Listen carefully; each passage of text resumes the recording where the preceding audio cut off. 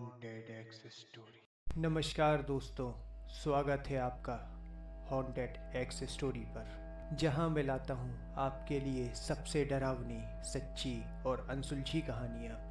आज मैं आपको एक ऐसी ही कहानी सुनाने जा रहा हूं जो शायद आपकी नींदें उड़ा दे। एक ऐसी हवेली की कहानी जहां जो भी गया कभी वापस नहीं आया। क्या यह सिर्फ एक अफवाह थी या इस हवेली के अंदर सच में कोई ऐसा रहस्य था जो अनसुलझा था? इस कहानी को सुनने के बाद आप रात में अकेले बाहर जाने के पहले ज़रूर सोचेंगे। तो चलिए, लाइट्स बंद कर लीजिए, हेडफोन लगा लीजिए और तैयार हो जाइए एक दिल दहला देने वाली डरावनी कहानी के लिए। राकेश एक मशहूर यूट्यूबर जो हॉरर स्टोरीज पर वीडियो बनाता था। उसे एक रहस्यमयी ईमेल आया। मेल में सिर्फ एक लाइन लिखी थी, अगर तुम्हें लगता है कि तुमने सबसे डरावनी चीज़ें देखी हैं तो इस हवेली में जाओ। अगर जिंदा बच गए तो दुनिया को बताना कि तुमने क्या देखा था। ईमेल के साथ एक काली सफ़ेद धुंधली तस्वीर थी। हवेली टूटी फूटी अंधेरे में डूबी हुई लग रही थी। खिड़कियां टूटी हुई थीं और छत पर बड़ी बड़ी दरारें थीं। राकेश को लगा कि यह एक मजाक है, लेकिन उसे अपने दर्शकों के लिए कुछ नया और डरावना चाहिए था, तो उसने वहां जाने का फैसला किया। उसने अपना कैमरा, टॉर्च और माइक्रोफोन उठाया और रात को करीब 12 बजे वहां जाने का फैसला किया। राकेश जब हवेली पहुंचा तो चारों ओर गहरा सन्नाटा था।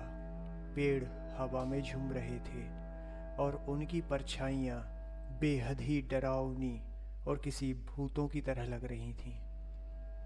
राकेश ने कैमरा ऑन किया और फुसफुसाते हुए कहा, दोस्तों, यह जगह सच में अजीब लग रही है, लेकिन मैं यहाँ सिर्फ अफवाहों का सच जानने आया हूँ। देखते हैं क्या ये सच में डरावनी है। जैसे ही राकेश ने दरवाज़ा खोला, एक अजीब सी ठंडी हवा उसके चेहरे से टकराई। अंदर घुसते ही दरवाज़ा जोर से धड़ाम से बंद हो गया। उसके शरीर में ठंडक दौड़ गई, पर कहीं ना कहीं उसने सोचा कि यह नॉर्मल हवा की वजह से हुआ होगा। हवेली के अंदर घना अंधेरा था। उसकी टॉर्च की रोशनी में दीवारों पर अजीब आकृतियां बनी हुई दिखाई दी। कुछ चेहरे ऐसे लग रहे थे जैसे वे चीख रहे हों। जैसे जैसे राकेश आगे बढ़ा, उसे महसूस हुआ कि कोई उसके पीछे चल रहा है। उसने मुड़कर देखा, लेकिन वहाँ कोई नहीं था। आगे चलते चलते राकेश की नज़र एक दरवाजे पर पड़ी। दरवाजे पर बड़े बड़े अक्षरों में लिखा था, अंदर मत आना। डर और जिज्ञासा के कारण उसने दरवाजे को खोल दिया। उसे अंदर एक बहुत बड़ा कमरा दिखाई दिया और उसके बीचों बीच लकड़ी की एक पुरानी कुर्सी पड़ी हुई थी। जैसे ही उसने टॉर्च की रोशनी में कुर्सी को देखना चाहा, उसे एक परछाई दिखी। किसी का चेहरा अंधेरे में चमक रहा था। तभी एक डरावनी आवाज़ आई, तुम यहाँ क्यों आए हो? राकेश का दिल जोर जोर से धड़कने लगा। डर की वजह से वह कमरे से बाहर भागने की कोशिश करने लगा और एक गलियारे में पहुंच गया। अचानक उसे किसी के रोने की आवाज़ सुनाई दी। डरते हुए उसने टॉर्च से दीवारों की ओर देखने की कोशिश की और देखा कि एक लड़की सफ़ेद साड़ी में एक कोने में बैठी हुई थी। उसकी पीठ राकेश की तरफ थी।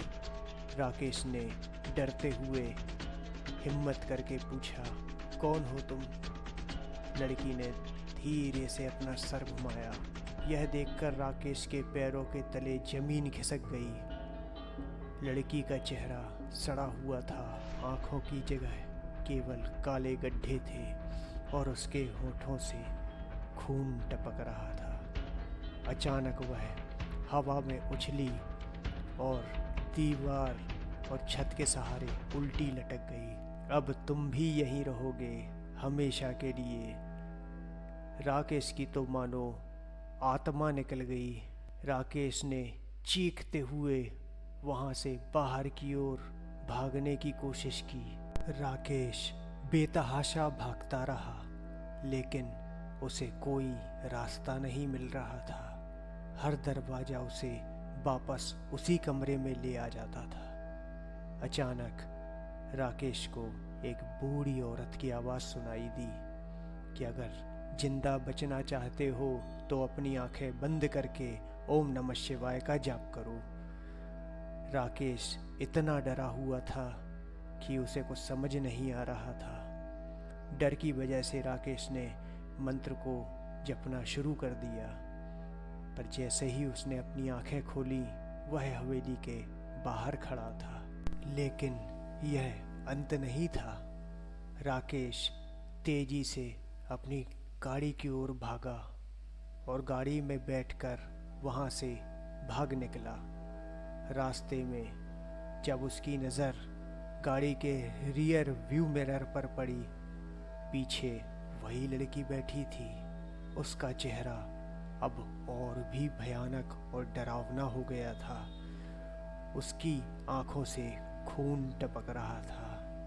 वह धीरे से मुस्कुराई और बोली, अब तुम भी हवेली का हिस्सा हो हमेशा के लिए।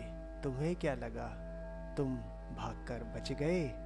पर नहीं, अगले ही पल गाड़ी के अंदर अंधेरा छा गया।